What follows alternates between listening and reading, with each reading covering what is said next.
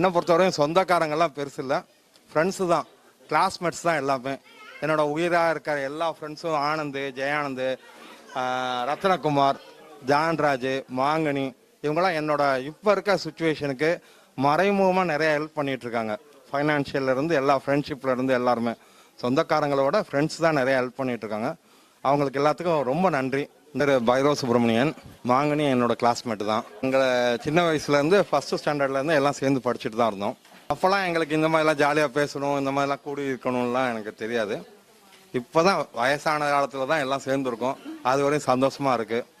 கல்ஃபில் எல்லாம் Qatar, Abu Dhabi, Dubai, Iraq எல்லாத்துலேயும் projects பண்ணேன். ஒரு சின்ன ஆப்ரேஷன், மேஜர் ஆப்ரேஷன் பண்ணதுனால நான் ப்ராஜெக்ட்ஸ் எதுவும் போக முடியல. என்னோட ஒய்ஃப் இவங்க சாந்தா.